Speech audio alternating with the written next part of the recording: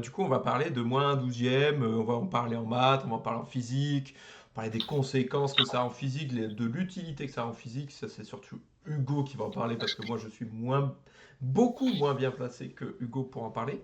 On est parti. Vous me dites si vous entendez bien le son de la vidéo. Pour l'instant, il n'y a pas de son, c'est normal. Hop, voilà. Et vous me dites. I'm going to talk about zeta regularization. Moi, j'entends. Values of the Riemann zeta Le son n'est pas hyper fort, mais j'ai mis le son à fond partout. Donc voilà, je ne peux pas mettre plus fort. On entend bien, très bien. Okay, where do we start? So I think it begins with contemplating what we call infinite series. These would be getting numbers which you have to construct through some infinite process. So for example, kind of famous one is where you take a number which is toujours les mêmes exemples. 0.99999. Alors quand on parle des séries comme ça, ouais, c'est toujours ce fameux truc, c'est égal à 1. Repeating, so the nines will keep on going forever. Non mais ça c'est le genre de truc qui a rendu Micmac célèbre en France aussi. Qui a rendu quoi, pardon? Je dis c'est ce genre de vidéo qui a rendu Micmac célèbre en France aussi. Hein. C'est vrai. Je crois que sa vidéo sur moins un douzième, c'est la plus vue de sa chaîne, hein, il me semble. Oh, mais en même temps, c'est tellement... Enfin, au lycée, moi, ça me prenait la tête, ce truc. Hein. Vraiment, moi, je regardais des... non, mais oui. C'est Micmac qui m'a introduit à pas ce problème, mais ce résultat et tout. Et moi, ça me prenait la tête. Hein. Non, mais nous, c'était un peu un mème avec les potes de la classe de terminale. Le moins 12. It's equal to something else with a different name. And in this case, although from this perspective, the decimal expansion is very complicated, it's actually equal to 1. Mais genre, tu sais que ça, genre, je l'ai revu il y a pas longtemps un TikTok juste qui montrait ça. Genre, s'il faisait la preuve, genre 10 fois ça, ça fait 9,999 et quand tu enlèves 10 moins 6. Enfin bref, c'est la preuve classique que vous avez vu partout probablement. Et genre, dans les commentaires, t'avais un nombre infini de mecs qui venaient dire non, c'est impossible, regarde, je démontre que c'est faux, que ça ne peut pas être vrai. Mais c'est vraiment le genre de problème, de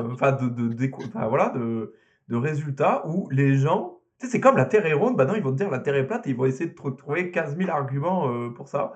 Et tout le temps. Mais c'est vraiment ce genre de problème très, qui en fait ne sont pas mystérieux quand tu connais ce qu'il y a derrière, mais bah c'est ça, genre en fait ce truc, c'est vraiment le genre de truc où genre quand t'as pas trop fait des maths, je trouve ça incroyable et mystérieux. Exactement. Et genre t'as fait 1 an d'études supérieures en maths, tu comprends très bien pourquoi ça c'est vrai en fait. Tu comprends très bien que 0,999 ça t'enverra 1 quoi forcément. Yourself that this must be the value is if you take this thing here. Let's call it like x. Let's say we don't know what it's equal to. But if I take this x and I multiply it by 10, well, we know multiplying by 10 just kind of shifts each decimal point, like one thing to the right. So I'm going to get like 9.9. Et là, si tu veux faire la preuve complète, faut démontrer que pour une série like the x, right? The x, comme ça, quand tu multiplies par 10, bah ça décale bien la virgule comme pour les nombres décimaux finis. Mais je me dis avoir fait ça en prépa. Mais ça. Non, mais oui, ça peut se faire en prépa ensuite, au chapitre sur les séries. Mais c'est ça la partie non triviale de la preuve, quoi. C'est de montrer que 10 fois 0,9999, ça fait bien 9,9999. Ouais, exactement. Ouais. C'est pas très compliqué, mais c'est la partie. Mais c'est le point compliqué de la preuve, effectivement. C'est ça. X was like 0.999, 0.999. And so the only thing that's different about x and 10x is this 9 in front. So let's say I subtract the x from the 10x. Okay, so I get 10x minus x. And now I just get 9 because now everything else cancels out when I do subtraction. So here I'm getting 9x equals 9, and I've concluded, therefore, that x should be equal to 1. Si 9 est différent de 0. Tricked when I see that. Like there's been sleight of hand or something I felt the same way, when I kind of first saw this. I mean, part of it is just you have to sort of decide what do you really mean when you say equal? What do you mean by when you think about like infinite decimal expansions? And in math, there's a kind of formalism for this called convergence, and it's like if you have a number like this where you kind of keep adding very, very small things to it, like 0.9 plus 0.09 plus, and so on, then if it's getting closer and closer to some target value, then we're just going to say it is equal to that target value. So there's a kind of framework of analysis here which we're kind of suppressing, which really justifies like why you're allowed to say these kinds of equalities. But is that a bit lazy though? If I went to the Olympics and I was running towards the finish line, as I get closer and closer, I still haven't reached the finish line. I'm not going to get the gold medal until I cross it. Ok, c'est le paradoxe de Zénon, là. Ouais, c'est ce que j'allais dire. J'allais parler du paradoxe de Zénon aussi. Ouais. C'est toujours les mêmes exemples, vraiment. Ouais. Mais j'aime bien ce paradoxe, en vrai. Alors, je sais pas si vous connaissez le paradoxe de Zénon, mais là, il vient de l'énoncer. Mais en gros, c'est pour aller à une certaine distance, il faut déjà faire cette distance divisée par 2. Puis cette distance divisée par 2, faut déjà atteindre cette distance encore divisée par 2, donc le quart de la distance totale, etc., etc. Et on peut faire ça à l'infini. Et vu que vous pouvez, c'est un peu difficile de définir 1 sur l'infini entre guillemets. Enfin voilà, Ah, mais c'est surtout que du coup, Zénon, il en conclut que pour atteindre l'arrivée, faut que tu fasses une infinité d'étapes. Ouais, voilà. Et comme Zénon n'avait aucune idée que tu peux additionner un nombre infini de nombres tout en arrivant à la fin à un nombre fini, lui, on a conclu que tu ne peux pas arriver là. Et pourtant, tu arrives à l'arrivée. Et pourtant, tu y arrives. Parce qu'il existe des séries convergentes, mais ça, Zénon ne le savait pas. Voilà, exactement. Mais c'est marrant. Non, mais c'est marrant quand tu connais pas les séries. Moi, c'est encore une fois, c'est un paradoxe que je connaissais avant de connaître les séries. Et quand j'étais au lycée, moi, je me disais, mais c'est incroyable en vrai. Enfin, genre, c'est vrai que si je veux faire 10 mètres, il faut d'abord que je fasse 5 mètres et puis 2 mètres et demi. Et puis, du coup, je dois faire une infinité d'étapes pour faire 10 mètres. Et pourtant, j'arrive à faire 10 mètres. Ça a l'air con. Mais... Incroyable. Jack s'est avancé de 10 mètres, savez-vous? Non, mais quand t'es, je sais pas, moi, quand t'es au lycée ou au collège et tout, en vrai, c'est... T'entends ça, tu sais plus marcher, du coup. Mais non, mais en vrai, c'est le genre de truc qui m'a donné envie de aussi faire des maths et tout, tu vois. Genre, attends, mais j'ai envie de comprendre. 0.9999 isn't going to get its oneness until it crosses the finish line, and it doesn't cross the finish line. So I think this concept of infinity is kind of a mathematical, maybe abstraction to some extent. Like in our daily lives, we rarely encounter a process which is truly infinite, where you can really just keep going forever. And so, so it's a bit of an abstraction that is introduced for kind of mathematical convenience, like it makes things work. This kind of thing is counterintuitive because in kind of real life, we don't necessarily encounter infinite processes. So I'm going to show you another example where you can apply similar reasoning, but it can lead you astray. So let's do something like 1 plus 10 plus 4 plus plus... Non, c'est pas ça. 100 plus... Ah non, il fait pareil avec 100. I think you see ok, mais pause. Keep adding a number which gets... Vas-y. Ok, il écrit 1 plus 10 plus 100 plus 1000, ça. Il va écrire que ça, c'est S. Et que s'il fait 1 plus 10 fois S, il retrouve S. Et donc, il va conclure que S, c'est 1 sur 1 moins 10, qui fait 1 moins 10, ça fait moins 9. Donc, il va trouver moins 1 neuvième. Ok, tu peux remettre la vidéo. One more zero at the end. So now, this is very much not converging. In the previous case, when we did this 0.999 thing, you kept adding something smaller and smaller, and you're getting closer and closer to the target value. Here, we're adding something bigger and bigger and bigger. So we're kind of not getting closer to anything. Blowing up. Blowing up, exactly. However, you could try to carry out the same sort of reasoning to say, well, suppose this was a number x. Elle appelait x, pas s. Then what would 10x be? Oui, parce que c'est Somme, you would get Big 10. Math, 10 times 1 is 10. Plus 10 times 10 is 100. Moi, je mets Plus souvent 10 S. times 100 is 1000. Comme ça, ouais. And so on. So it actually looks exactly the same as x, except that it's missing a 1. So you could try to say, well, therefore 10x is actually really just equal to x, except it's missing a 1. So let's call it x minus 1. And then manipulate it here. So de l'autre côté. J'avais dit ça. 9x is negative 1. And the conclusion would be that x is negative 1 over 9. So that big blow up thing now. Yeah, right. So this doesn't really look right? Because 1 is positive, 10 is positive, 100 is positive. You know when you add a positive number. Ça, c'est un truc, là, leur papier craft, là, c'est un truc de Numberphile. Ouais, oui, c'est leur marque de... Ils les vendent. Ils les vendent de leur truc. Wow, c'est vraiment je te jure. C'est juste du papier craft. Qu'est-ce que tu vas acheter, le papier craft de Numberphile, genre? Mais c'est le papier. Non, mais ils vendent genre vraiment les pièces qu'ils ont, genre les papiers graphes sur lesquels ils ont écrit pour les vidéos avec tous les textes dessus. Ça sert à rien. Non, ça sert à rien, mais genre tu peux acheter littéralement le craft qui a été utilisé pour la vidéo de Numberphile avec le papier, enfin avec les maths dessus écrites par le gars de Numberphile. Et voilà, pour les gens qui connaissent pas trop Numberphile ou qui connaissent pas du tout, c'est un peu leur marque de fabrique, ce papier craft où ils donnent aux chercheurs le même stylo tout le temps.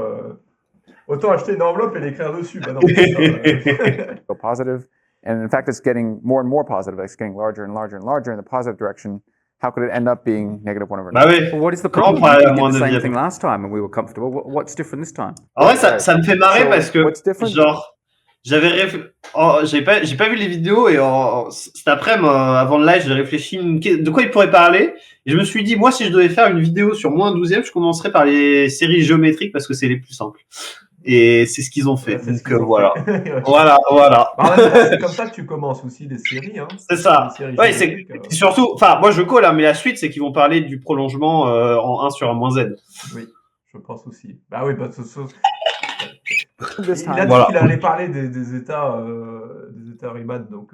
is kind of in the sense that I said last time, you're allowed to take this infinite expression and assign to it a value, and then you can perform this reasoning to figure out what the value is. So this is some value, the value turned out to be 1.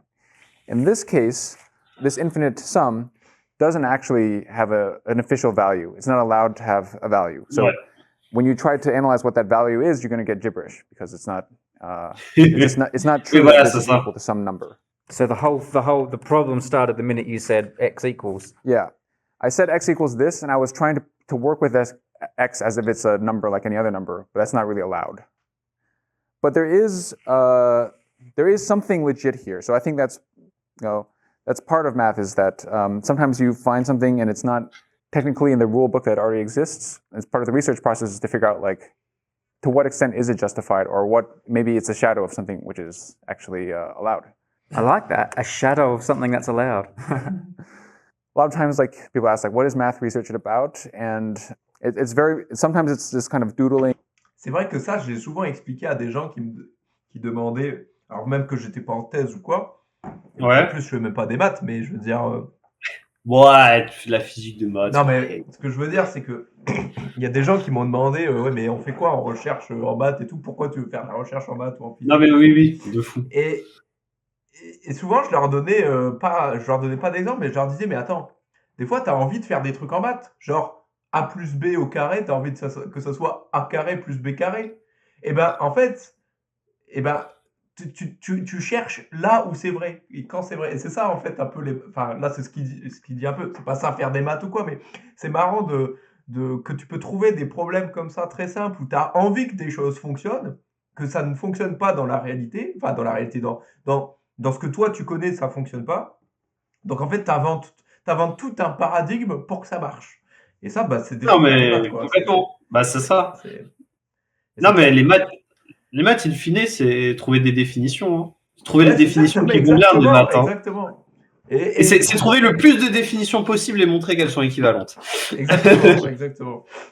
Et en fait, c'est fascinant de se dire, bah ouais, au collège, ça marche pas, mais en fait, au lycée, ça marche parce qu'on te met une règle en plus. Et puis, au lycée, ça marche pas, mais après, voilà, à l'université, ça marche, parce qu'on te met des règles en plus. Et en fait, la recherche en maths, c'est pareil, quoi.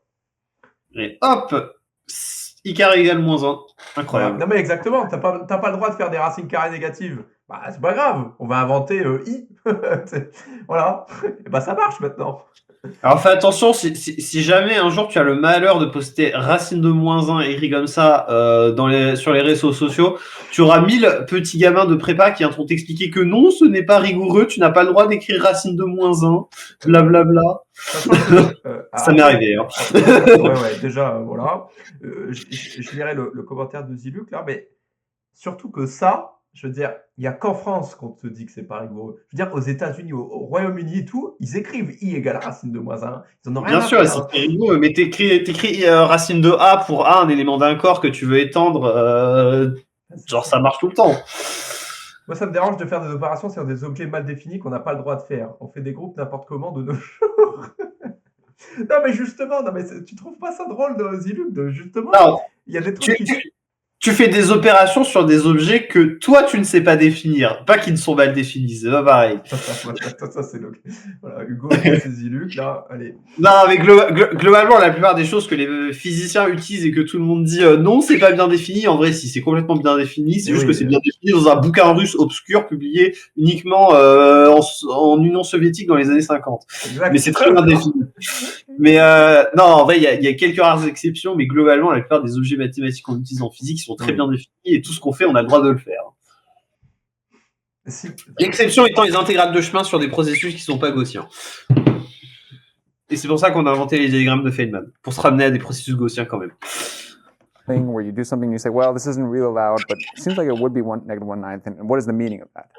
So the meaning of that here falls under some topic which we call analytic continuation.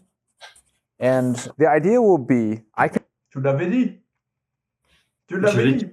Voilà, littéralement Numberphile en fait. I can take an expression. Let's try to kind of generalize these two things. So I'll take something like 1 plus r squared plus r cubed. Merci à Fifef pour le follow.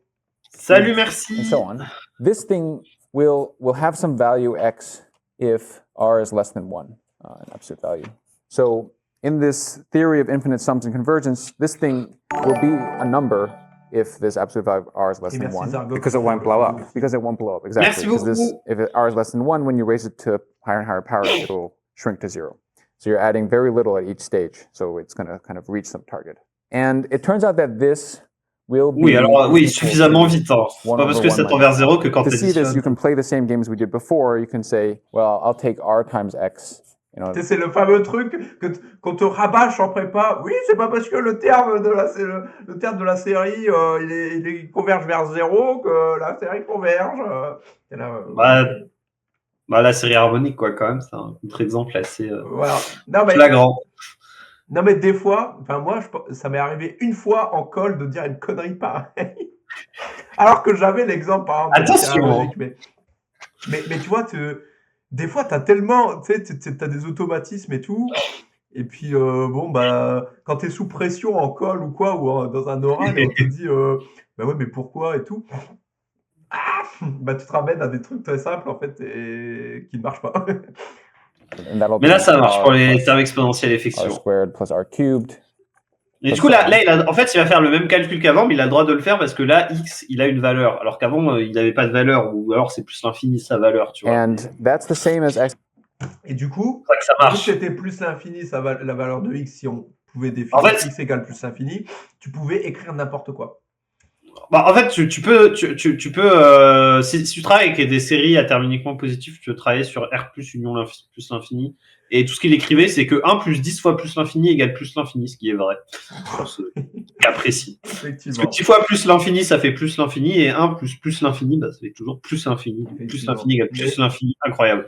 Par contre, ne t'avise pas de diviser par plus l'infini. C'est ça, faut juste savoir ce qu'on a le droit de faire. Quoi. Ici, c'est un vrai nombre, c'est pas plus infini, donc on va faire plus de trucs. Donc ça va marcher. What we see is that this is equal to x minus 1, and then if we kind of shift things around to the side divided by the r minus 1, we're going to get the conclusion that x is equal to 1 over 1 minus r. Hey, change. Conseil, mettez pas ça, moi j'ai jamais vu ça. Okay, so what we just discussed was that I have this thing 1 plus r squared plus so on, an infinite sum, and it actually equals this kind of more finitary expression, 1 over 1 minus r, if the absolute value of r is less than 1.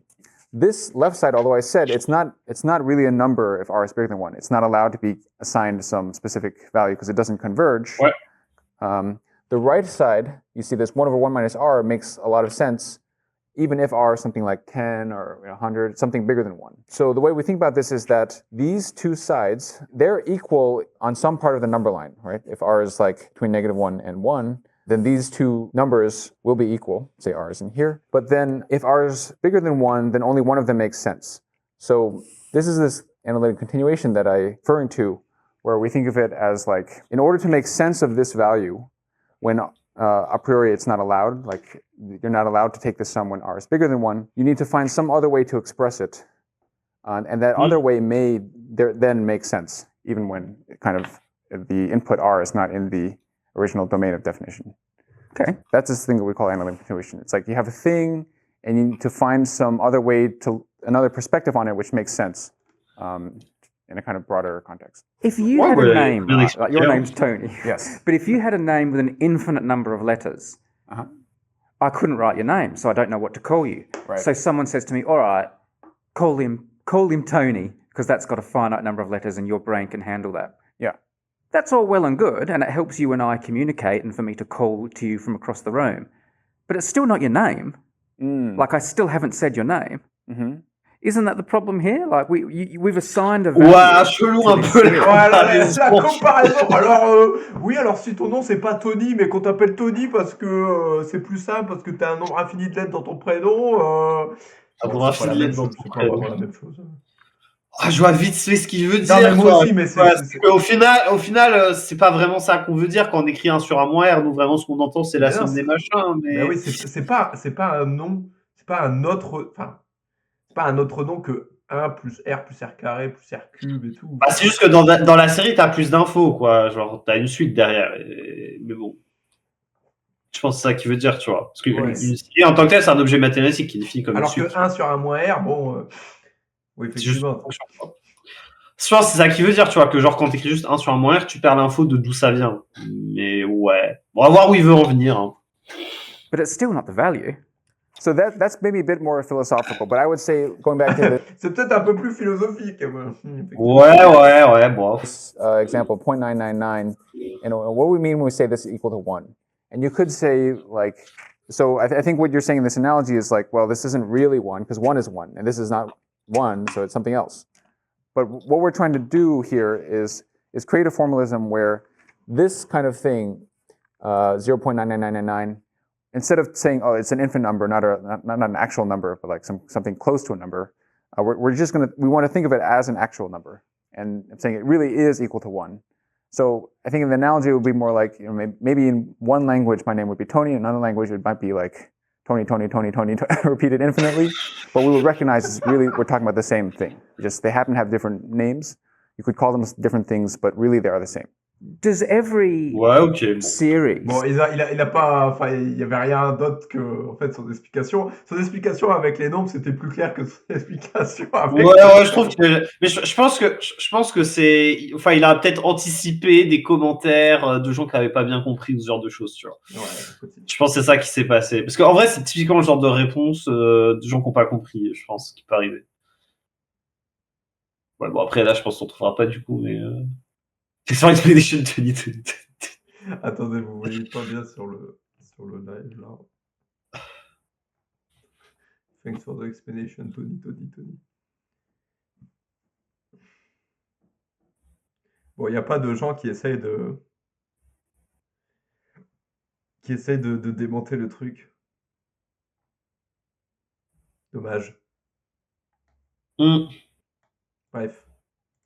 That you can conceive of have a unique identity under analytic continuation, or could 2 or 3 different series identify themselves by, minus a half or something like that?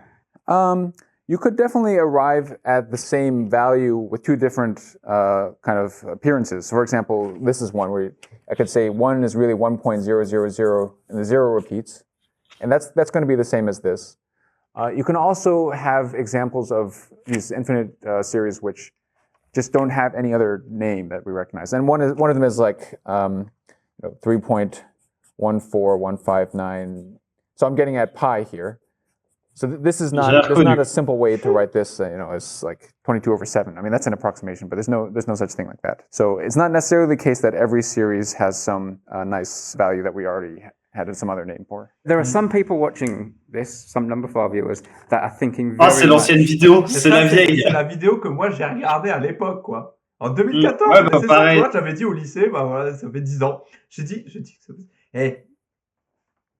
j'ai encore le cerveau sur les épaules, ça va.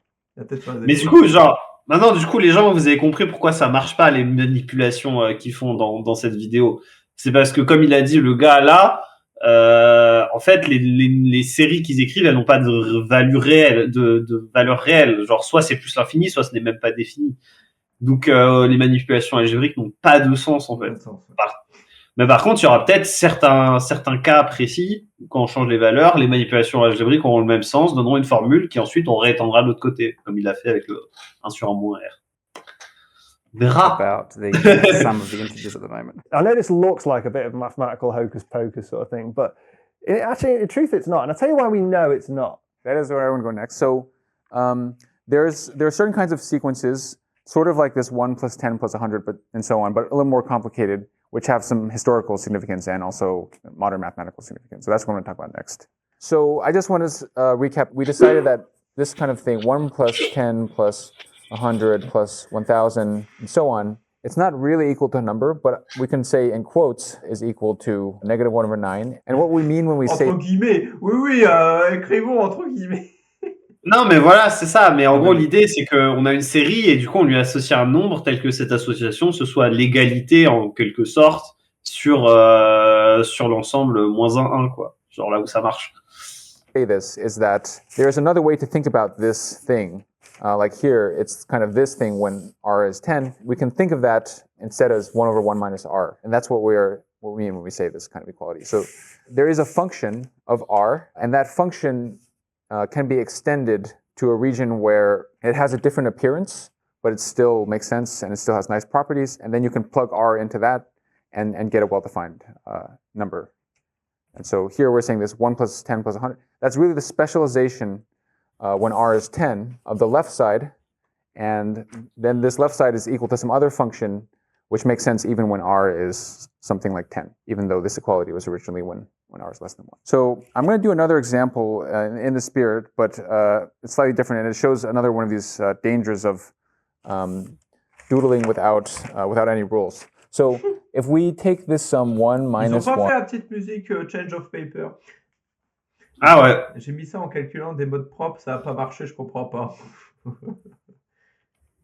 1 plus 1 minus 1 plus 1. Ah, ça converge pas. With alternating signs. Suppose that this thing were to have a value. Mais du coup, ça va trouver que ça fait 1/2, parce que c'est moins 1 puissance n. Why don't I group up this sum like this? Break this into groups of 2.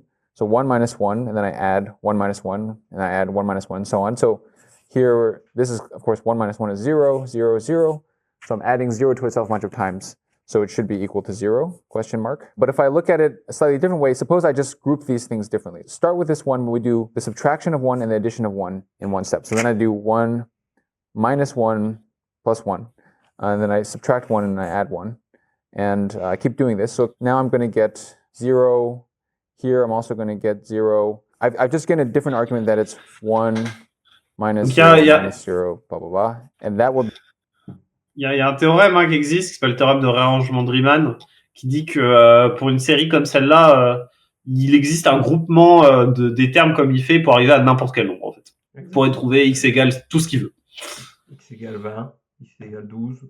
Be 1, because you're starting with 1, you're doing nothing to it. 3. So it seems like we've given different arguments that this should have these two different values here. What's going on here? So this is one of the dangers of kind of manipulating non, pas ici, non. Without ok, nombre entier. So that's what mais parce que les termes, oui, ça marche pas en fait, le terme d'arrangement de Riemann, j'ai dit n'importe quoi, parce qu'il faut en plus que les séries, positives d'un côté, négatives de l'autre, tendent vers 0. Enfin, la somme tend vers 0. Enfin, non, pas la somme, justement. Enfin, bref, on s'en fout. Les groupements. What's really allowed and what's not allowed. Ouais, faut qu'en gros, si tu prends la suite des termes uniquement positifs, il faut que la suite en elle-même tende vers 0 et que la série diverge. Enfin, la série diverge forcément si la série totale diverge. Je connaissais point ce théorème, mais je savais que tu pouvais... En fait, techniquement, il s'applique aux séries non absolument convergentes, en fait. Ok. Rules in order to try and guess what sort of things out there that we haven't discovered yet, but in the end, we need to justify things with rules. And here, both of these computations, they're not really justified because of this issue that this thing isn't converging. It's really like oscillating. It's like starts at 1, goes to 0, and then 1, and 0, and so on. So the way to justify what the value really should be is to say, well, this thing here is, again, the specialization of this kind of expression when r is -1.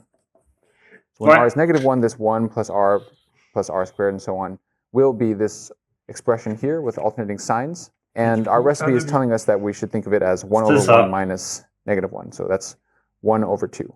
So in fact, the correct way to regularize this kind of infinite sum, at least in this kind of context, is deregularize. Going to produce the answer of 1/2.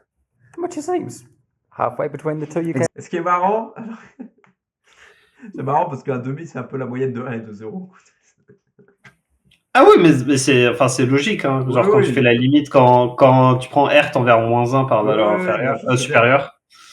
Mais non, mais d'ailleurs, je pense que c'est pour ça qu'ils ont utilisé cet exemple, mais ça c'était la première étape dans la démonstration de l'ancienne vidéo de Numberphile. C'était cette série 1 -1 plus 1 -1. Ah ok. Et il montrait justement que ça faisait un demi en faisant pareil, 1 plus moins 1 fois la série égale la série, et du coup, il trouvait que ça fait un demi. Voilà. Exactly, yeah, it's halfway between these two extremes. Is that just a coincidence that it's halfway between the two extremes, or? It would certainly have to be between these two extremes, but there's definitely no rule like, oh, it all... Tu vois, et il vient justement de dire la remarque que je viens de faire sur le fait que ça soit Oui. demi, c'est le milieu. Mais must il be, faut que ça soit entre ces deux extrêmes. if you have two different answers, it'll be the average of them. There's no rule like that. Okay, so now I'm going to discuss a slightly more complicated example, which is related to things that mathematicians these days care a lot about, and it also has some historical significance. So I'm going to consider a sum that looks like this: 1 plus 2 plus 3 plus 4 plus, and so on. And this, like la fameuse, elle est là. it's certainly not converging. You're adding numbers that increments are bigger and bigger, so they're not kind of converging to some specific target. Nevertheless, it's actually interesting to think about when we. Donc moi j'ai quand même passé beaucoup de temps à expliquer à des gens qui me soutenaient que ça faisait moins un douzième que cette série divergeait. Genre. Quota. At the end, also T'as perdu ton temps. How are we going to analyze this? So I'm going to do something which is mathematical doodling, where we're going to do some operations. We're going to not worry so much at first, at least, that we're breaking some rules, like assigning this a numeric value.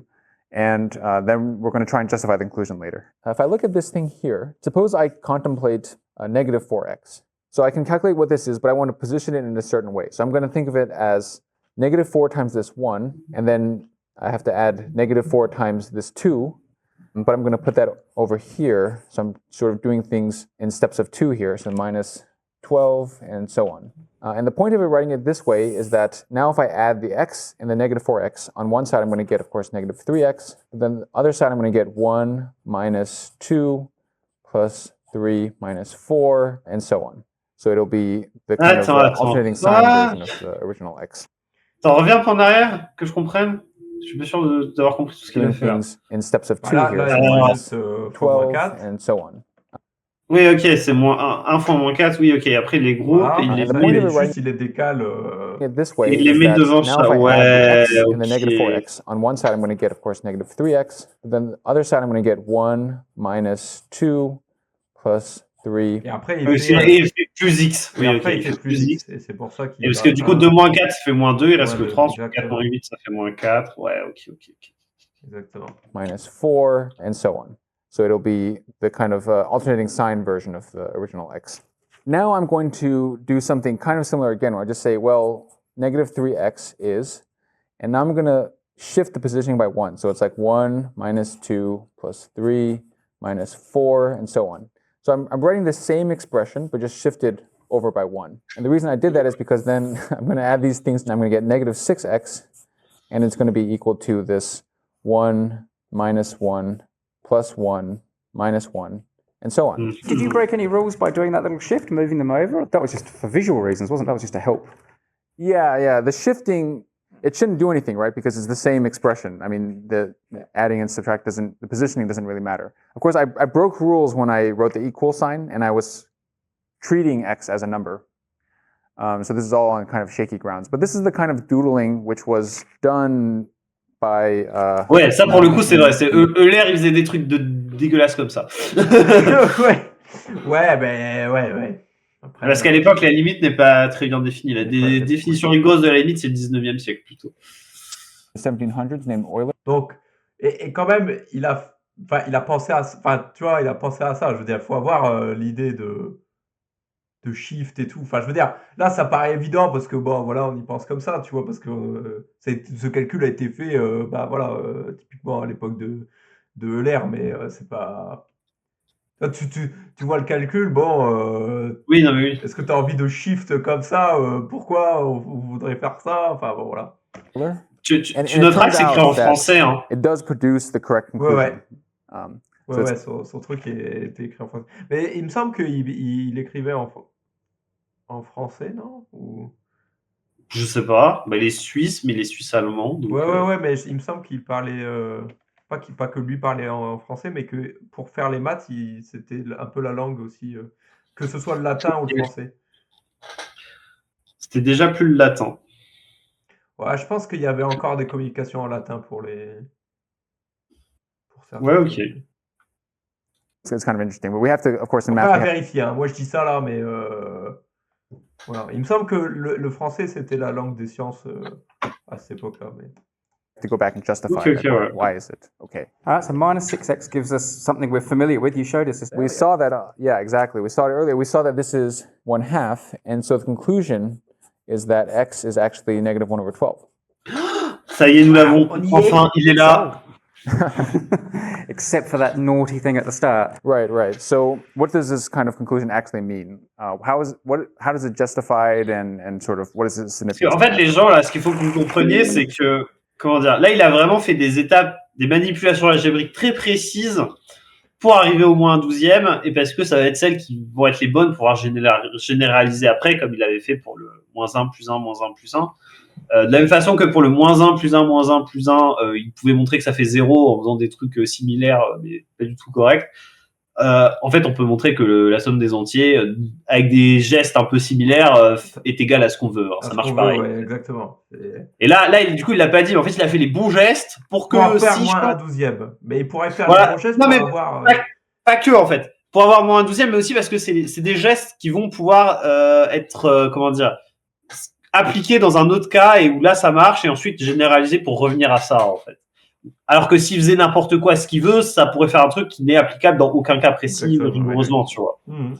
C'est ça l'idée, en fait. Je sais pas si, je pense que c'est ce qu'il va faire ici, du coup. On va voir.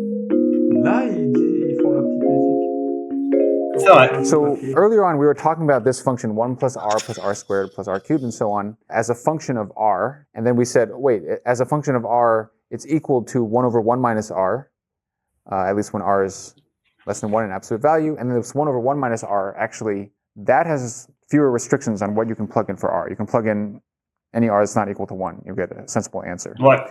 So, C'est quand même un peu long, here, mais oui. there's this thing called the Riemann zeta function. Ah oui, ok, So d'accord, direct. It's a function of a variable s, and it's... Oh non, c'est quoi ce zeta là? Oh, il est horrible. Oh non, ça va. Oh, ça va. On dirait un 3 allongé. Oh non, arrête, t'es méchant. Moi, je le trouve ok, son zeta. Over 1 to the s plus 1 over 2 to the s plus 1 over 3 to the s plus 1 over 4 to the s and so on. So you're going to see every positive counting number here. So the way we would write this in shorthand is sum over all n of 1 over n to the s. We need to ask ourselves, like, where does this expression actually make sense? And it's only going to... Alors, Jack, quand est-ce que ça marche? Because you need to make sure that you're adding very, very small increments in order to get... Ça là, c'est quand S supérieur à 1 là. Voilà. Super strictement, hein, la série harmonique diverge. Oui, hein. ben, oui, on rappelle, hein. Fais pas la même erreur qu'en colle, hein, attention. Non, hein. non, oui, non, attends, la série de Riemann, c'est bon, j'ai assez vu ça. Vrai zeta, c'est un gribouillis, mais bref. Ah, voilà, on est d'accord. Non, tu confonds avec Xi. Ça, c'est Xi. Non, Zeta, c'est pas un gribouillis. Zeta, c'est pas un gribouillis. Mais bon, sa somme est ok, mais il y a mieux quand même. Hein. Oh oui, je suis d'accord, le sigma, il est pas ouf. Le sigma est pas terrible, hein, mais bon.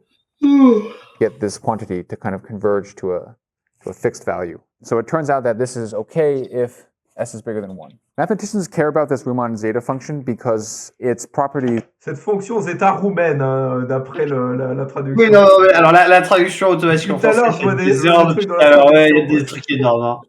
Mais bon. These are actually closely intertwined with the distribution of prime numbers.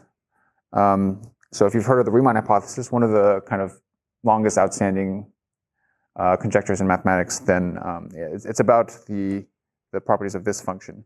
Cool, so that's a big deal. It's a big deal, yeah. So I said this makes sense if s is bigger than 1. So, for example, there's kind of famously zeta of 2. You can plug in s equals 2, and here you're going to get pi squared over 6. If s isn't bigger than 1, the problem... C'est mon truc préféré. Moi, en fait, quand j'ai démontré ce résultat... Problème de balle. Zeta de 2 égale pi carré sur 6 en prépa, quand j'ai démontré ça, j'ai dit, c'est trop bien.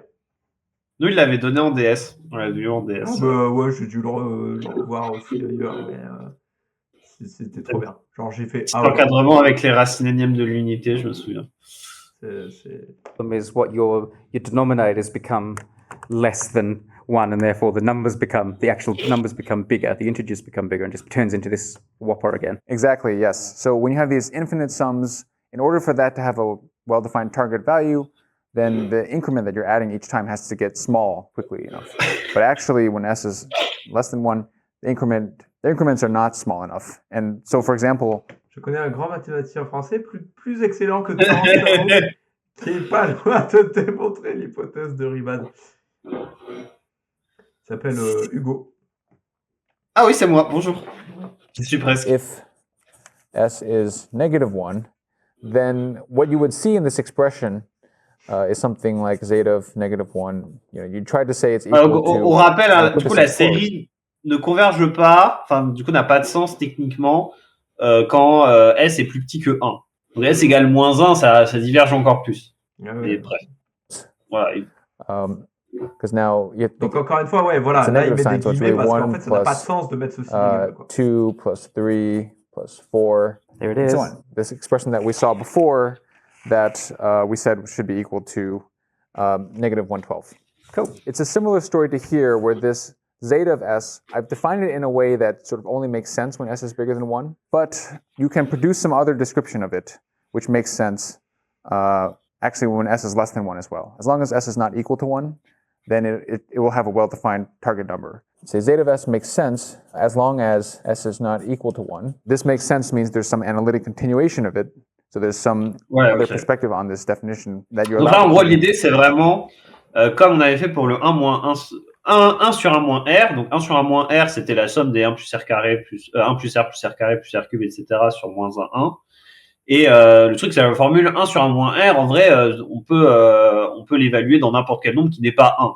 Et du coup, c'est comme ça qu'on trouvait 1 plus 10 plus 100 plus 1000 égale moins 9e. C'est parce qu'on étendait la formule 1 sur 1 moins r sur tous les nombres réels. Là, c'est pareil. En fait, on peut c'est juste la formule est beaucoup plus compliquée, il peut pas vous l'écrire.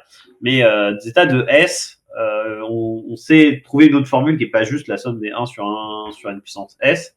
Et cette nouvelle formule, qui du coup est égale à la série qu'il avait écrit sur 1 jusqu'à plus infini, elle, on peut l'évaluer pour tout nombre qui n'est pas 1. Donc c'est pareil, on a un truc qui marche pas en 1. Une autre manière de l'écrire. Voilà, c'est ça. Une autre manière de l'écrire qui, elle, marche pour plus grand domaine, mais qui ne marche toujours pas en 1, de la même façon que 1 sur 1 moins r, ça va partout sauf en 1. C'est divergent 1, quoi. Voilà. For example, -1 and 2. And it is true that zeta of -1 is -112. Is that arriving at -112 using a significantly different technique? Like, is it quite the doodling technique you showed me, which you said was on slightly shaky ground? Is the technique that you would use this second way different? Is it? I think the doodling, you can make it legit. There's different ways to approach this, but the doodling can be turned into a real proof. But there's certain doodlings which I didn't show, which could lead you to the wrong conclusions. You have to be careful of those. Those cannot be. So it's a bit of a fine line. Voilà, c'est ce que je disais, ça. C'est qu'il a fait le bon gribouillage qui peut être réappliqué à un truc qui converge, quoi.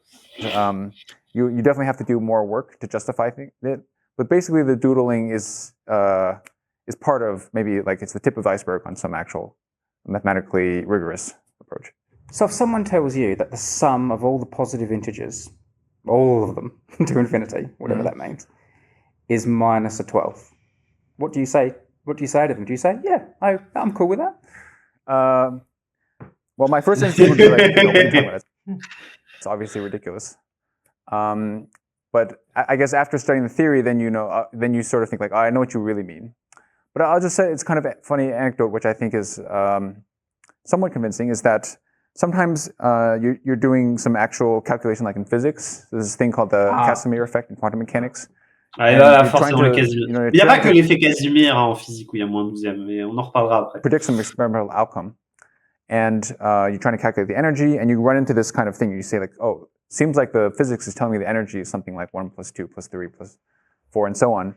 And so, of course, that doesn't make sense. But then you say, okay, so maybe the correct way to make sense of it is in the sense of the zeta function. This is called zeta regularization, where it's a kind of procedure by which when I see certain types of infinities that look like this kind of thing, I'm going to replace them by the value of the zeta function. And it turns out that this leads to a kind of an experimental... Mais ça, je crois qu'ils en parlent plus dans l'autre vidéo. Dans l'autre vidéo, donc j'attends l'autre vidéo avant d'en parler plus en détail. So you could have the point of view that like when you see these kinds of infinities, It's nature's way of really telling you that it should be this other kind of negative 1/12 thing. Okay. I just wanted to give a little bit of extra context and information about today's video, because as you may be aware, we've covered the issue of minus the 12th before, pretty much exactly 10 years ago. Now, when I was Est-ce que vous avez des questions dans le chat? Pour l'instant, c'était quand même expliqué assez clairement. Ouais, ça va, c'était pas mal la vidéo. Moi, j'ai bien aimé. Ouais. Il est peut-être allé un peu plus vite sur la fin que sur le début. C'est plus dur à suivre. Effectivement. Non, en vrai, moi, ouais. Après, les calculs sur zeta, ils sont plus compliqués que sur les séries géométriques, mais ouais, ça aurait été marrant s'il est présenté aussi quand même. Mais ouais, j'imagine. Dans l'autre vidéo, je sais pas. Peut-être que dans l'autre vidéo, on verra. Mais enfin, moi, j'ai des potes du master qui m'ont dit que dans l'autre vidéo, ouais, ils abordaient la renormalisation et la régularisation par zeta. Donc peut-être ça sera plus concentré là-dessus aussi. Bon, je sais pas. Il y a l'air d'avoir des trucs assez vénères, ouais. Let's go, des trucs vénères. Est-ce que vous êtes prêts dans le chat à faire des trucs vénères? Bon, après, trucs vénères, voilà. Pour nous, c'est facile, c'est ça? Non, mais bon, ouais, on va voir. On va voir. Merde. Allez, c'est parti. Il n'y a pas le son. Il n'y a pas le son. A very dark place. Place we haven't been to for about 10 years. Bon, c'est le week-end ici. Bah justement, c'est le moment de faire des maths. C'est le week-end ici. I'm going to give Moi, you je suis d'accord avec toi, Ziluc. Pas avec Hugo. Toi, t'es même en vacances, Jack. Je suis même en vacances. Alors, attends, j'ai pas pris de vacances depuis le 4 janvier. Donc, oui, bon. Ah, voilà. Astounding result. I know this looks like a bit of mathematical hocus pocus sort of thing, c'est vrai but qu'il a vieilli. actually, in truth, it's not. I tell you how we know it's not. We sort of told the story about the sum of the natural numbers. I'll start from 0. It doesn't really make much difference. Up to infinity, which, 0 plus 1 plus 2 plus 3, all the way up to infinity. We sort of told people that this should be. Il a un livre, String Theory. Hein, minus a 12.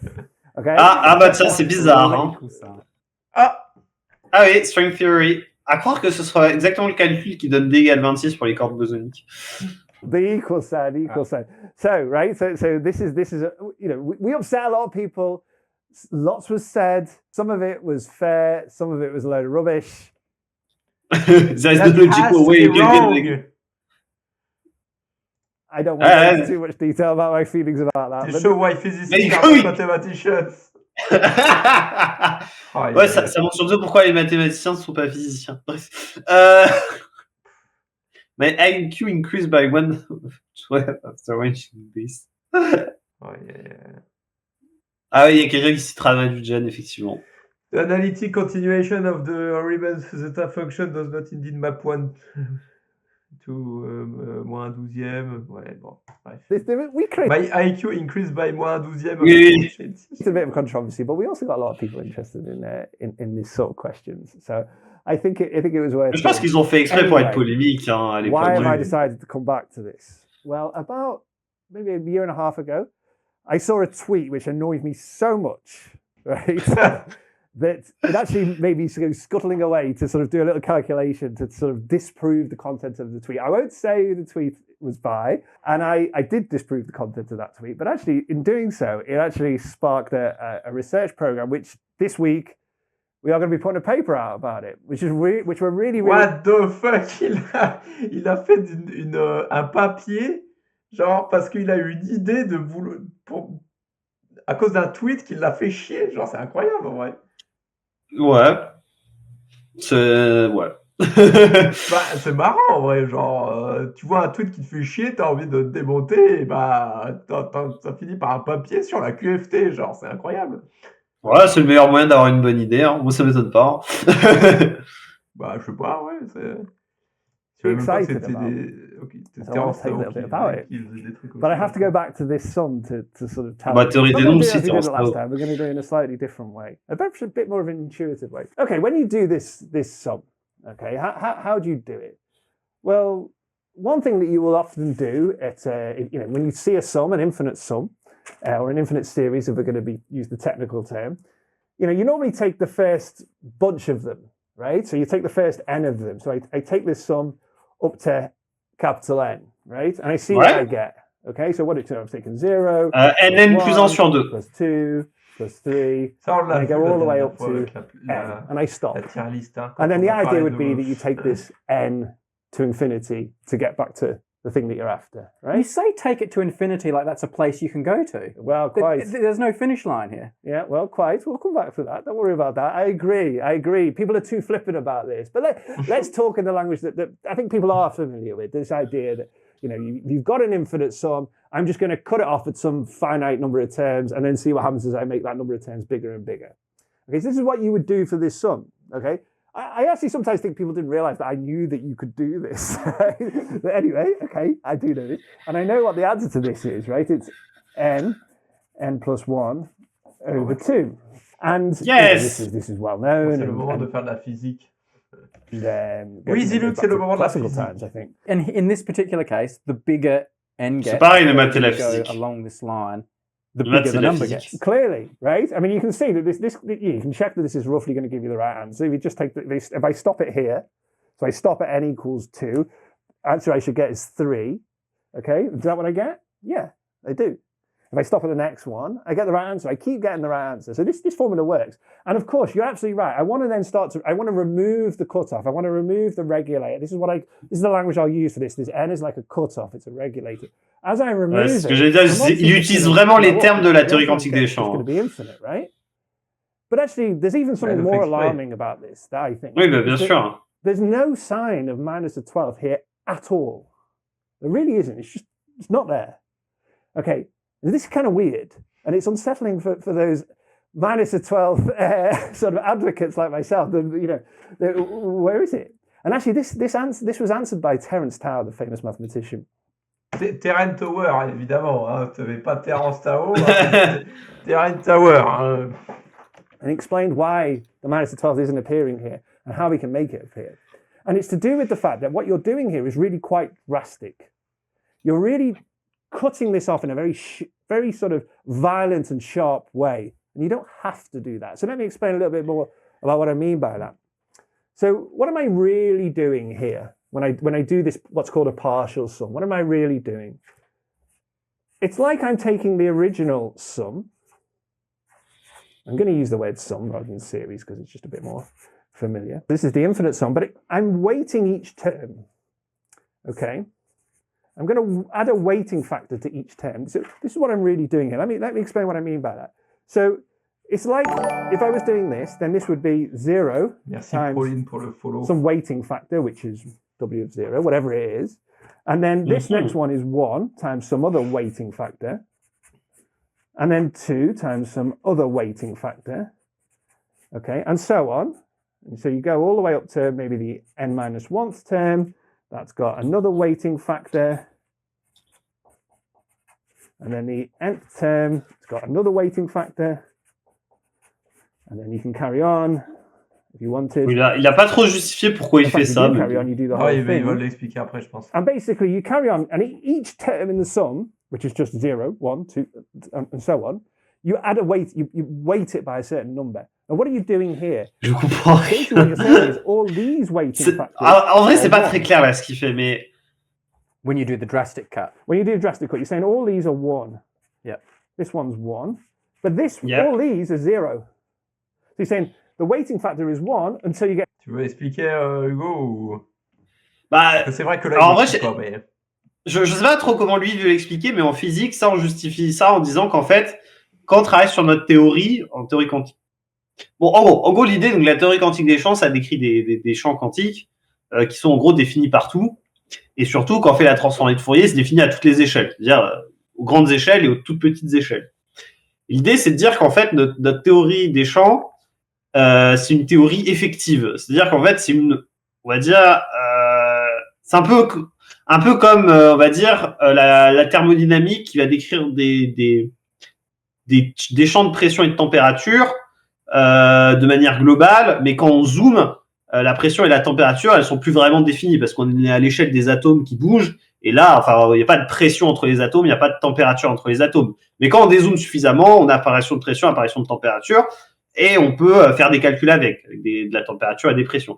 Bah, l'idée qu'on s'est dit, c'est quand on a vu qu'il y avait des infinis qui arrivaient en théorie quantique des champs, on s'est dit, ok, mais peut-être que nos champs qu'on considère, c'est des champs effectifs, dire qu'en fait, quand on zoome trop, bah, ils n'existent plus vraiment nos champs qu'on voit.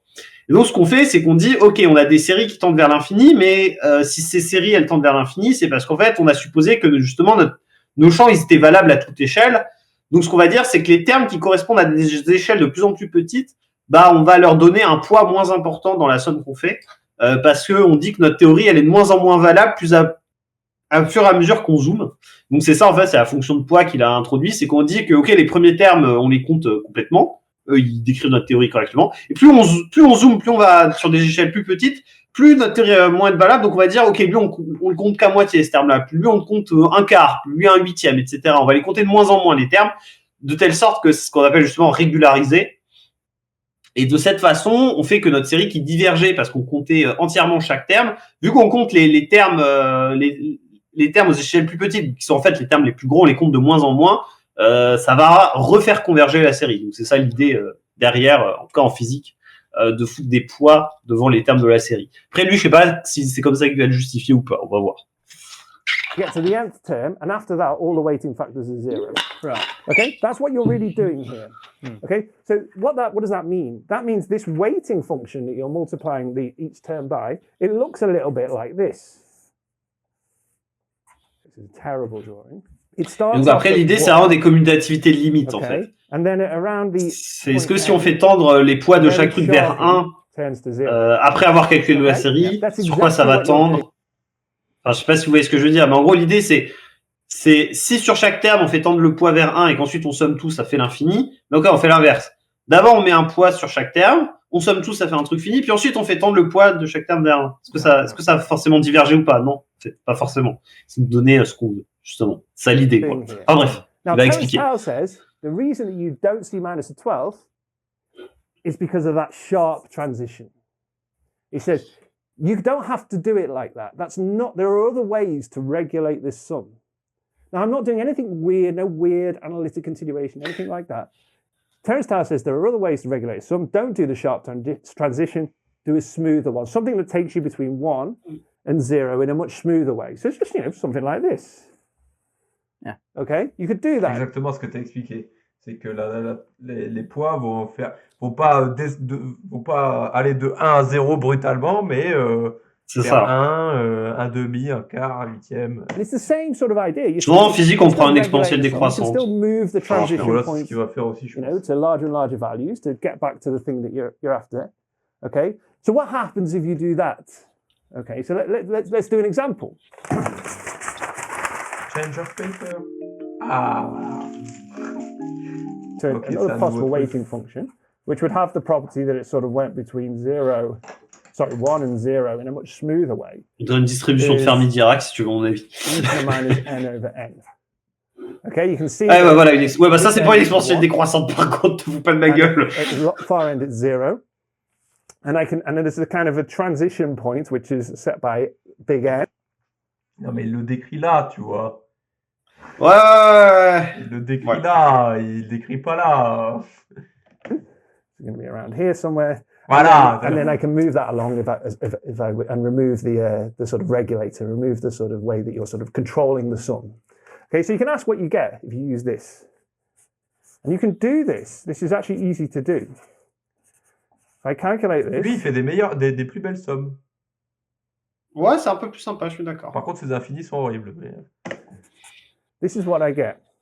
I can actually calculate donne bien moins 12e aussi. E to the 1 over n, e to the 1 over n minus 1 squared. So you can now see what does that look like?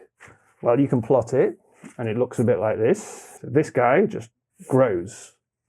Okay? So well, it looks infinite. Yeah, it is infinite. Okay? So all right, well, that's not very impressive, is it? I thought we were supposed to get minus 12. Wait.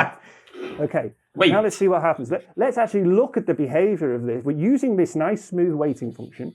Look at the behavior of this for very large n. And you can calculate this. And you find that for very large n, it goes like n squared to leading order. The first correction. Oh, le voilà, le moins. Waouh. And then everything else vanishes as n goes to infinity. So there are further corrections, but they're vanishingly small for infinitely large n. So you're going to say to me, well, you still got infinity there, haven't you? Okay, the minus of 12 has appeared now. Okay, but you still got infinity. Actually, what does tau tell us? Tau tells us that this is very, very general behavior. That if I take any smooth weighting function, okay, and we extended some of his results actually, did a few more generalities. If you take any smooth weighting function which goes between 1 and 0, and if you go to 0 fast enough and you've got some transition point set by the end, if you do that, then you'll always get something which goes like c, some number times n squared, minus the 12 plus the small stuff. Donc là, l'idée, en fait, comme j'expliquais sur les théories effectives des champs, c'est que, en gros, l'idée, c'est que le n carré, c'est un artefact du fait que notre théorie n'est plus valable. Et donc, en fait, on va l'enlever et il va nous rester juste le moins 1/12e. Parce qu'en fait, l'idée, c'est que, en gros, notre théorie, on va la décrire avec des paramètres. Par exemple, la masse des particules, des constantes de couplage. L'idée, c'est qu'en fait, les paramètres qu'on met dans notre modèle, si on prend des paramètres finis, justement, on va trouver à la fin, quand on va calculer des interactions, des scatterings, ça nous donne des trucs infinis. Donc l'idée, c'est de faire l'inverse, c'est de dire qu'en fait, nos paramètres de notre théorie sont infinis, parce que justement, c'est une théorie effective. À un moment, c'est plus valable. Donc on met des paramètres infinis, qui sont en fait des fonctions qui vont, par exemple, dépendre en n carré à tout hasard de l'échelle, de l'échelle à laquelle on regarde. Et ensuite, derrière, quand on va calculer vraiment les grandeurs physiques qui nous intéressent, les infinis vont se compenser de la même façon. Donc là, le n carré avec le n carré, il va juste rester le moins 1/12e derrière, qui va être le résultat physique, en fait. Globalement, c'est ça l'idée. Et du coup, tu fais disparaître ce terme Cn carré comme ça. Ouais. En gros, l'idée, c'est tu dis, en fait, la masse, par exemple, si tu prends le Lagrangien de l'électrodynamique quantique et que tu l'écris, la masse que tu vas écrire, en fait, ça va pas être la masse qu'on mesure de l'électron. Ça va être une fonction de l'échelle à laquelle tu regardes, qui va tendre vers l'infini, Donc, littéralement, tu fous une masse infinie dans on va dire, le Lagrangien que tu écrit, quoi, la fonction qui décrit tout le système, mais parce que c'est pas ça que tu vas mesurer vraiment. Et après, quand tu vas faire les calculs de diagramme de Feynman, en fait, derrière, les infinis vont se compenser. Et à la fin, il restera que, justement, comme ce qu'il explique, le terme à l'ordre suivant, le terme à l'ordre constant. Ok. You always get this. Mais mathématiquement, j'aimerais bien savoir comment il va s'en débarrasser de ce truc. Bah, alors là, il peut pas. Genre là, la série, elle diverge effectivement. Mais l'idée, c'est après, quand tu fais de la physique, ça simplifie avec autre chose qui est derrière, tu vois. C depends on the choice of your weighting function. Okay, so that's this way. So for this choice, you get 1 there. But for other choices that take you between 1 and 0, there are perfectly good ways of regulating some. You get some other numbers. Now, with the sharp transition, this doesn't happen because it's sharp. This is when it's a nice smoother transition.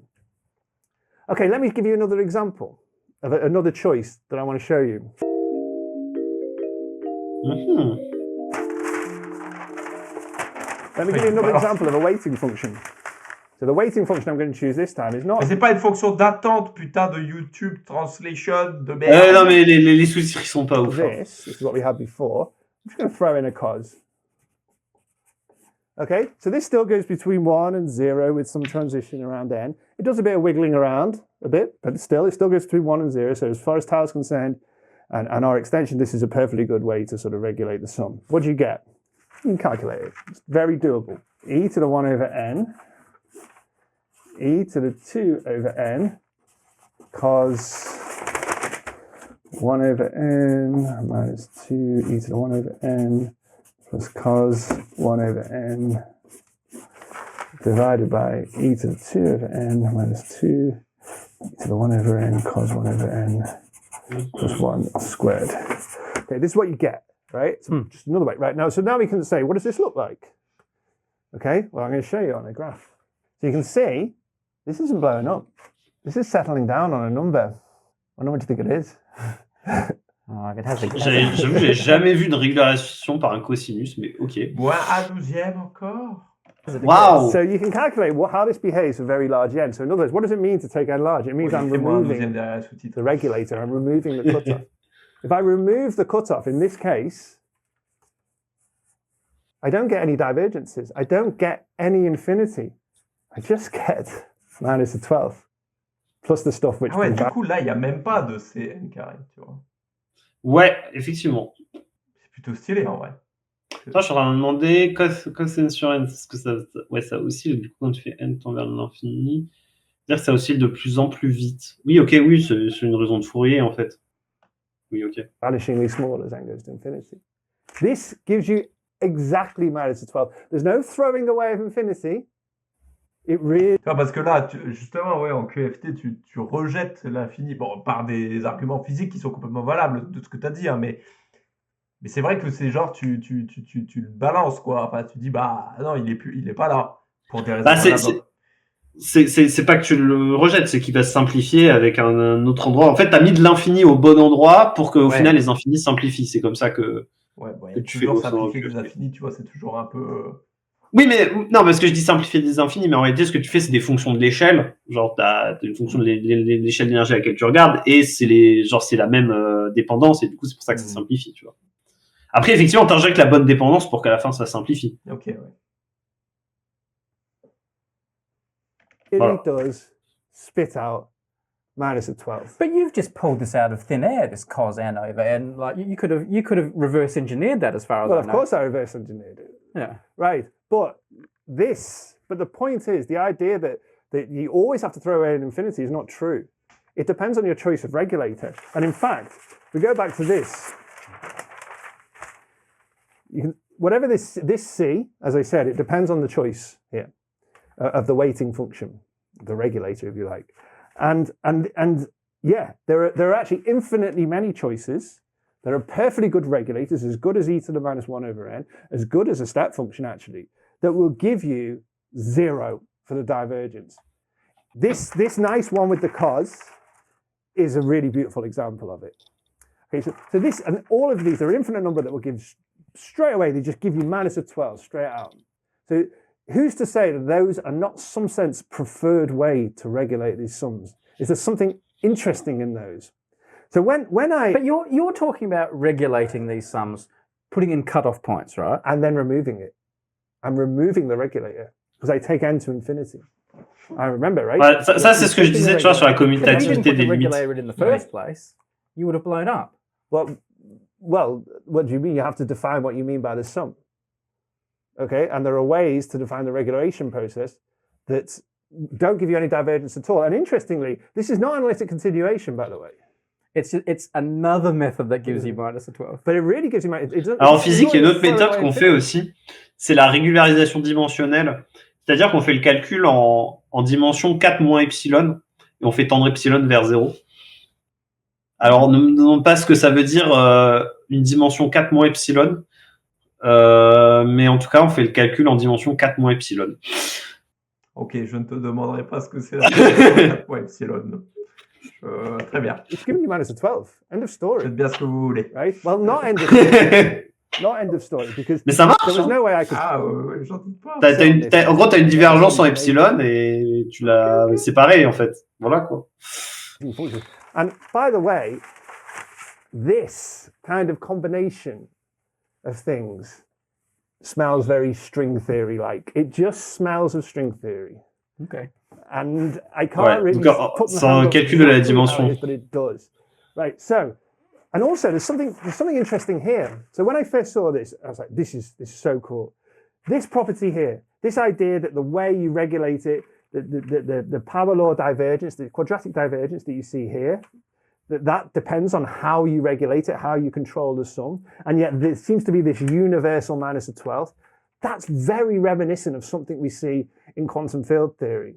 We see there, we also get power law divergences which depend on how you regulate, how you control well, it's not sums there, it tends to be integrals, which are like continuous sums.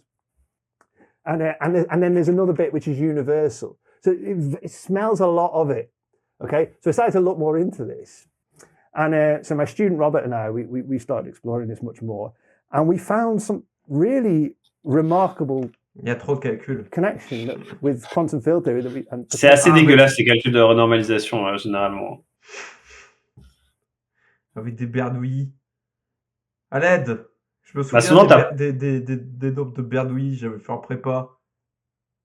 Souvent, tu as beaucoup de grosses intégrales et aussi de fonctions gamma un peu partout. R qu'on la transforme en Manouillan. String theory that we don't really fully understand. So what do we find? So in quantum field theory, so physics, so quantum field theory is the theory that sort of describes how basically it's the best theory of fundamental particles that we have, the fundamental fabric of the universe. Okay, it tells you, how the particles are to and fro and how they interact with each other. This is the theory that we use. When you do quantum field theory, de taille 4 you get infinities. T'inquiète. There are things like there are infinite sums, but there are also infinite integrals, and you've got to control them, okay, in some way. So you have these control mechanisms to try to do it, and normally you have to throw away an infinity. What we did was we decided to sort of develop Throw away an infinity. Ça veut dire que c'est un matheux qui parle de physique quand même. Tiens à le dire. Okay. Les physiciens sont plus rigoureux que les matheux sur la physique. Hein. Bah, normal, parce qu'ils connaissent. Et des fois sur les maths. Mais parce qu'il ne connaît pas les arguments physiques pour. Il connaît rien de tout ça, ce qui est normal. Oui, non, mais bien sûr. Mais c'est bon, j'ai le droit de banner les matheux un peu. Is there any that are preferred in some way? Now, in quantum field theory and particle physics, the most important Dans le thing. filtre quantique. Well, the thing that kind of underpins all the particle physics is something called symmetry. So you can think of symmetry as like, reflections, something looks the same. If you look the same under a reflection, then there's kind of reflection symmetry. Or maybe c'est pas la bonne idée de la symétrie des particules, mais bon. Je trouve les matheux qui parlent des symétries en physique, surtout, ils comprennent pas pourquoi ils... Oui, symétrie de rotation, quelque chose comme sphère. Looks the same, right? You can extend these ideas to particle physics, and symmetry sort of dictate the structure of fundamental particles and how particle physics works. What's fascinating about this is that usually when you do quantum field theory, when you add quantum corrections to it, you break the symmetries, and that's bad. That sort of means you don't have control. Alors non, pas forcément. You don't want to do that. What we found was that if you use our new way of trying to control the integrals, and we asked the question, when do you not break the symmetries? And it turns out that it's precisely when you use those regulators, those weighting functions, like this one. So it's the ones that... Pas sûr de comprendre ce qu'il veut dire, mais ok. With no divergence, with no infinity, have somehow got something to do with how nature sort of protects us from infinity at the level of particle physics. And we don't understand why this is happening. Okay, we wonder if there's something about this sort of the stringy nature of how these interactions are going, how string. Est-ce que moins un douzième, ça serait pas une constante fondamentale finalement? Est-ce que 1, c'est pas une constante fondamentale de la physique? Franchement. Theory protects us at an even more fundamental level from these infinities. Well, we've written this paper out that's coming out this week. We're really excited about it. At the moment, we've just pointed out the coincidence that somehow you've got these ways of controlling these infinite sums that gives you minus a 12th. And somehow they've got something to do with how nature protects us from breaking its symmetries, how it protects us that from happening.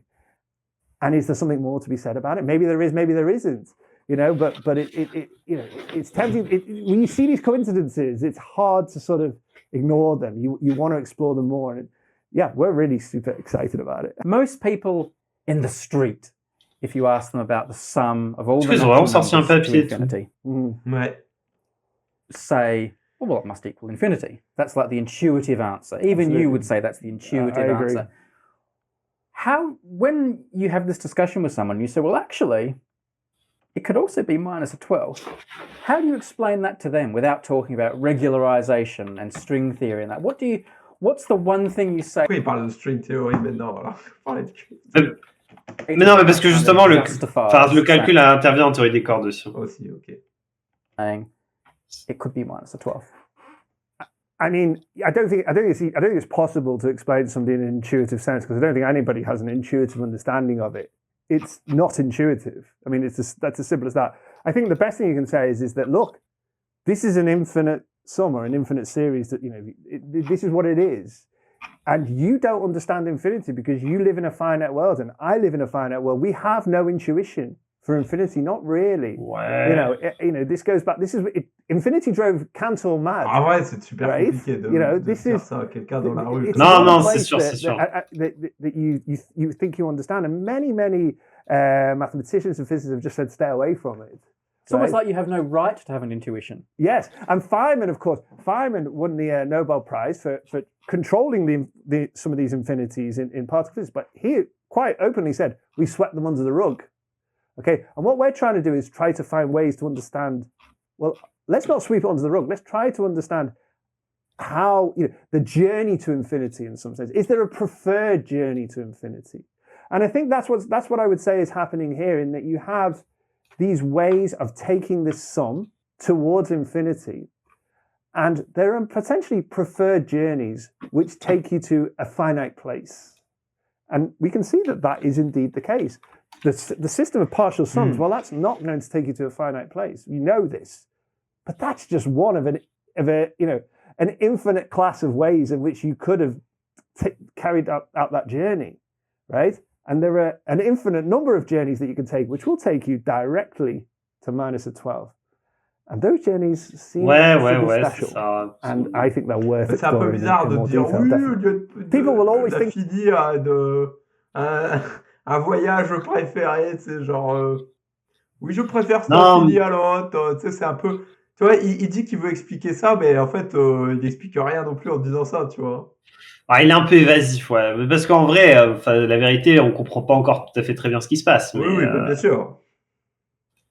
Non, ça va en vrai. Think of it as the first bunch of terms, and then they'll try to make that bunch bigger and bigger and bigger. They'll do partial sums, but as Tao has showed us, if you do partial sums, you're doing a very drastic event. You're doing something very sharp that's actually, it measures zero option in the class of things that you could do. And why are you just because your intuition says do this doesn't mean mathematically you should do that, or even physically that you should do that. And there are these other possibilities, and they give more interesting answers, which maybe are telling us something deep about. Ouais, ok. Alors, il dit pas grand chose là, en vrai, sur la fin. À la fin, il dit pas grand chose. All the way up. And the third one is. Mais en vrai, la vidéo est sympa et elle explique bien pourquoi ça sort. Et c'est vrai que souvent on parle de la prolongement analytique de la fonction zeta. Et c'est vrai que souvent dans la vulga on parle assez moins de la régularisation par les poids. Alors qu'en vrai en physique, moi c'est la première que j'avais fait. Tu vois, lui aussi, la vidéo originale de moins un 12e, là. Mais oui, mais ça m'étonne pas en vrai. Hein. C'est ça qui fait fasciner les gens en maths et tout. Et après, ils se rendent compte que c'est n'importe quoi et qu'on leur a menti, mais ils aiment bien quand même ça, ils restent. Tony going, I thought you saw to everyone, but the redemption act. It is a parallel x-axis at 20. Attends, c'est incroyable ça. Ouais, mais je pense que c'est une coïncidence. Hein. Non, ouais, mais d'accord, mais c'est incroyable, genre. Nation means that just after the first. Attends, il faut plate the. Ouais, non, je pense que c'est une coïncidence. Hein. Je sais pas, peut-être qu'il y a un lien. Hein. Ça aurait pas l'air d'être un truc de fou. Hein. Bah. Bon, je sais pas, moi, les coïncidences, je t'avoue que ça me fascine pas. Hein. Ok. Je peux en trouver plein. Je sais pas, non, je sais pas, moi je suis quand même vachement plus fasciné par des vrais liens, tu vois.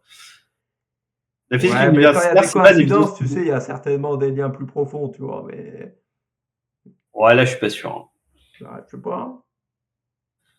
Non, mais négative avec un caractéristique.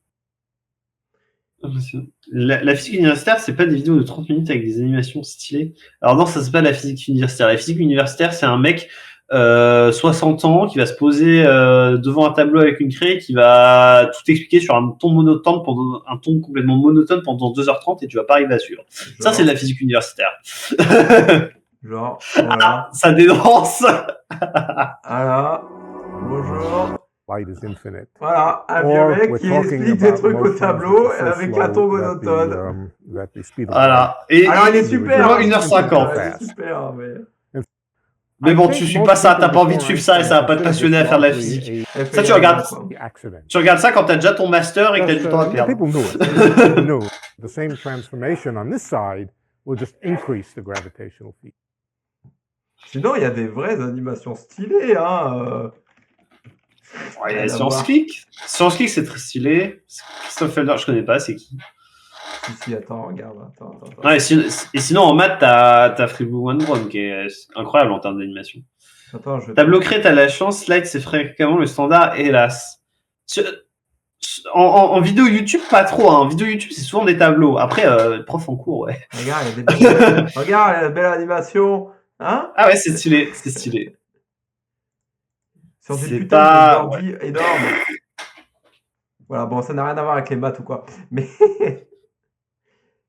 un soleil. Il a fait un soleil. Il a fait un dessin d'un enfant de 5 ans. General Relativity Lecture 3. Qu'est-ce qu'il nous C'est pour ça que les physiciens vous demandent leur respect. Hein. Put it into correspondence with another vector with covariant indices, and it's really the same vector. We talked about this a little last time. Peut-être qu'il a déjà introduit avant, non? Did I miss any? I think I have every possible. Ça a l'air d'être assez les basiques, effectivement. If they were components of a tensor, we would think of this as the rank 2 tensor, an M index and an R index. Riemann, you might say, look, could this be a tensor TMR? Ouais, ok. Well, if it's... Ah, ça y est, il m'a endormi par contre. Hein. Ouais, bah voilà. Ah, mais je t'ai envoyé un lien sur Discord si tu veux aller voir. Ah, ouais. Et c'est un PDF et je t'ai mis la page. Attends que je te... Tac. C'est de la théorie des cordes. Oula. Page 17, je crois. Alors, parce que je t'ai mis la bonne page. Ouais, c'est ça. Non, c'est pas ça que je veux. C'est pas ça que je veux non plus. Vous allez voir ce que c'est qu'un cours de théorie des cordes. Enfin, un poly de théorie des cordes. Vraiment. Bouquin de théorie des cordes. J'ai plus rien sur les cordes. La théorie des cordes. Non, moi, je suis toujours sur ce skin là. Hein. Voilà. Je suis à la chaîne de Stanford qui a 1,89 millions d'abonnés. Mais qu'est-ce que tu veux montrer avec la théorie des cordes là, bosonique là? C'est ça que tu fais tous les jours là? Alors moi je vois toujours pas de théorie des cordes bosoniques sur ton écran, Jack, mais... Oui, c'est vrai, mais c'est pas très grave ça. Toi tu connais ce truc. Ouais, c'est quand même mieux que je sois devant le même truc pour qu'on soit d'accord, mais ouais. et non, moi je ne fais pas de la théorie des cordes. Hein. Non, mais je sais pas pourquoi tu vas voir ce papier là, qu'est-ce que c'est que ce truc Page 17. Donc ça c'est la théorie des cordes, vous avez tout compris les gens dans le chat bien sûr. C'est trivial, hein. Ce sont des trivialités. C'est évident. Ok, vas-y, descends. Ok, non, remonte, voilà. Non, redescends. Voilà, c'est là, en gros. C'est le dernier paragraphe. D sur 24 moins 1/12e. Non, mais regarde juste au-dessus, surtout. Égale 1. Attends, bah oui, moins 1/12e somme des définition over n. Voilà. This is a real physics paper done by real physicists. Je parle en CM. Non, mais c'est vrai qu'en cours magistraux, les profs utilisent de plus en plus de slides et c'est vraiment chiant. Ouais. Attends, ici, je screen juste pour le mettre sur Twitter. C'est vrai que... Enfin, moi aussi, ça m'insupporte un peu les slides. Bon, quand tu es en conférence et tout, dans les trucs de recherche, normal, mais... J'aime bien quand même avoir un prof qui fait les calculs au tableau et tout. Enfin... Que tu aies des slides pour faire, je sais pas, montrer des simulations, des graphes et tout. D'accord, mais c'est vrai que des fois, c'est bien de voir les calculs être faits à la main. Moi, je déteste les profs slides, hein, c'est les pires. Non, mais je suis d'accord. Bon Dieu, ça c'est... Allez, au revoir. Ouais, écoute... T'as déjà viré le papier de théorie des cordes, là. Tu n'as même pas accordé sa petite chance à la théorie des cordes. Non.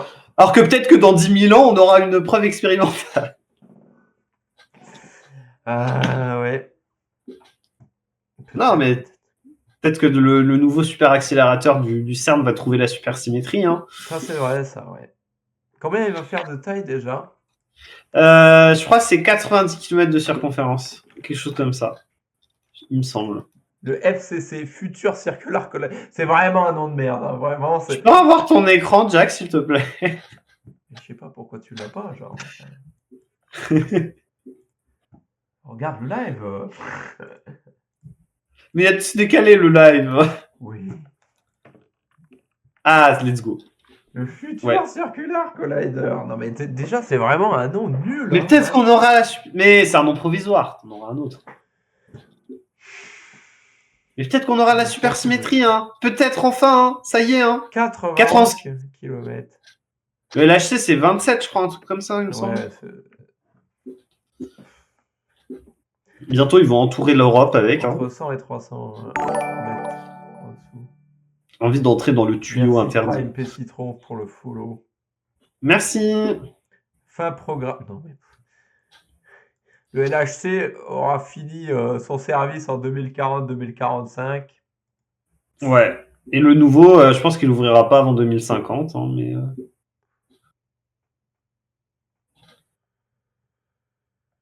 Jusqu'en 2060, des hadrons jusqu'en 2090. Bah ouais. C'est bientôt, hein. On parle vraiment de 2090 là. Bah en vrai, pour ce genre de choses, faut bien. Hein. Peut-être qu'on sera encore là. Hein. Mais... Peut-être pas. Ouais, je pense qu'on sera.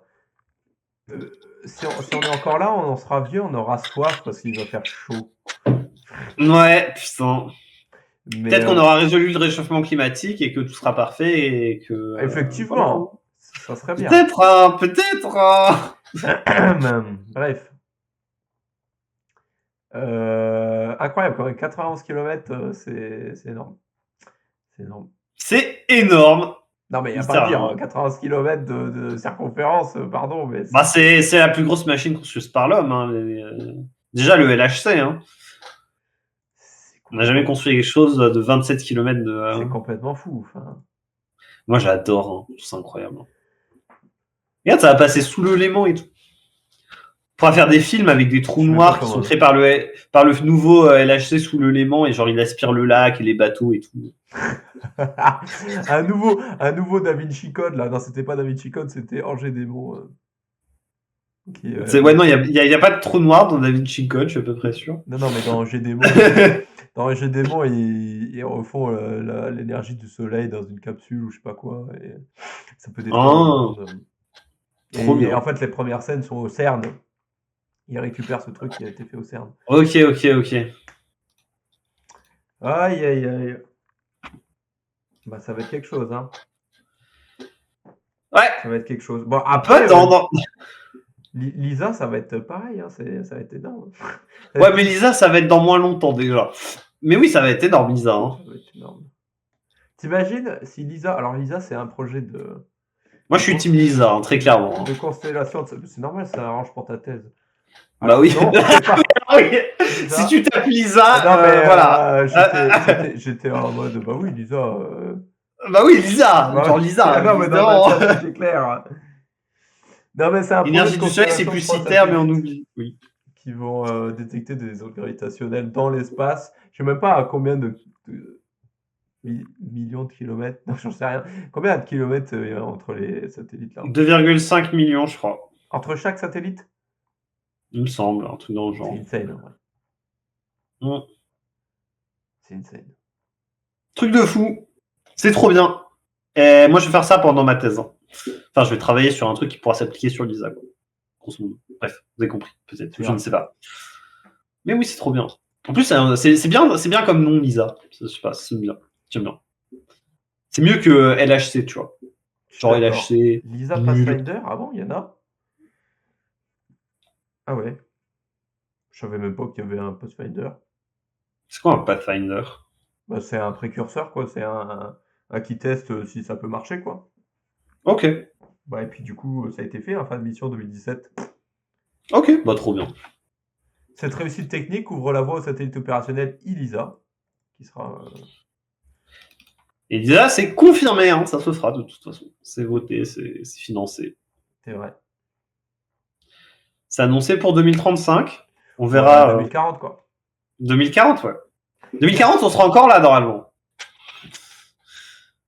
C'est stylé, mais bon, LDR, bah oui, c'est ça. L'énergie du soleil, c'est plus ITER, mais bon, on nous oublie. Non, mais c'est toujours le CERN. Pourquoi Mais tu travailles pas dans la fusion, Ziluc? Si. Mais le CERN a infiniment plus d'aura que ITER et tout le reste. Hein. Genre, le nombre de fois où le CERN un gros truc quand même. Ouais, mais il a pas du tout l'aura qu'a le CERN dans la culture populaire. Non. Genre, le CERN est au-dessus de tout. Genre, t'as plein de films de SF ou de séries qui parlent du CERN, qui mettent en scène le CERN et tout. Genre. Je suis d'accord. Ça rentre dans la MHD. Non, mais oui, ok. En fait, je pensais que tu faisais juste de la HD. Enfin, tu fais de la HD. Non, mais de l'hydrodynamique. J'avais oublié que. Mais non, mais oui, tu fais de la MHD pour. L'atmosphère, enfin, avec l'atmosphère et tout, là. Oui, oui, si, je me souviens maintenant. Ouais. Ça va, ça, je me rappelle, là. Mais ouais, stylé, Lisa. De toute façon, tous ces gros projets sont pas stylés. On est totalement ailleurs que le moins un 12e. De toute façon, le vidéo était plutôt bien. Bah oui, parce que t'as décidé de virer la théorie des cordes. Non, mais qu'est-ce que tu veux faire avec la théorie des cordes Des cordes?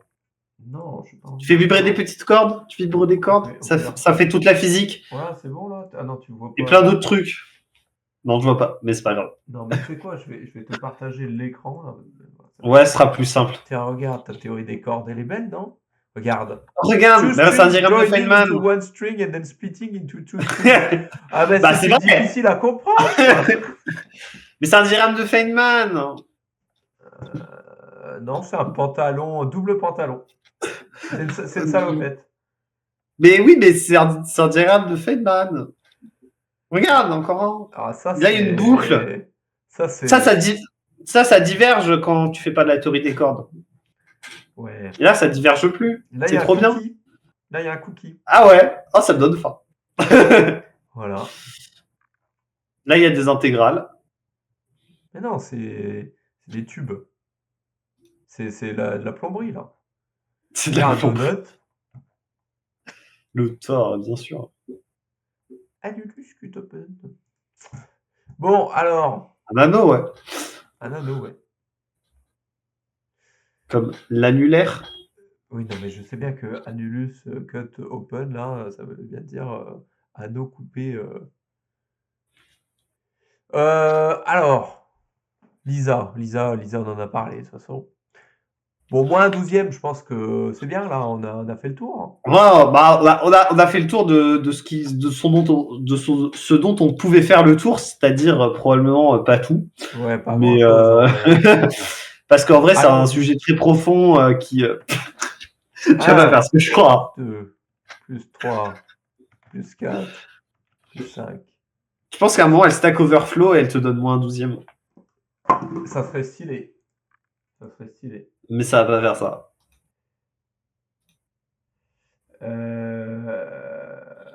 La fameuse théorie de la salopette, c'est qui Patou? Ah, Patou, je sais pas qui est Patou, mais. Alors attends. Bonne soirée. Bonne soirée, Zargox. Plus 7. Plus 8. Plus 9. On est loin de moins un 12e, là. Ça va pas marcher, Jack, je pense. Mes connaissances en mathématiques me permettent d'affirmer que cette méthode n'est pas la bonne.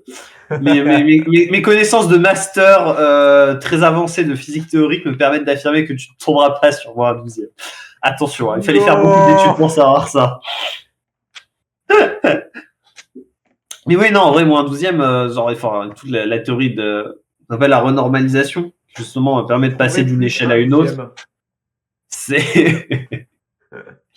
C'est un champ de recherche très actif, donc effectivement, on ne peut pas faire tout le tour, quoi. Utilise Python. C'est ce que j'ai failli faire. Pendant que Jack était sur sa calculette de merde. Moi, je n'ouvre jamais la calculatrice sur Windows, hein. J'utilise tout le temps Python. Non, alors, non, ça, je refuse de voir ça. Je m'en vais. Ce n'est même pas un vrai langage de programmation. Alors là, il faudra faire un tier list des langages de programmation. Vas-y, si tu veux, on fera ça. Hein. On fera ça quand on aura fini la tier list des scientifiques, c'est-à-dire dans 6 mois, vu le nombre qu'il y a à classer. D'ailleurs, oui, je rappelle, probablement mois prochain, début avril, fera la suite de la tier list. Donc soyez là. On fera la suite, mais probablement pas la fin. Hein. Je pense pas qu'on la fera en 2 fois non plus. Hein. Ouais. Bon. 504.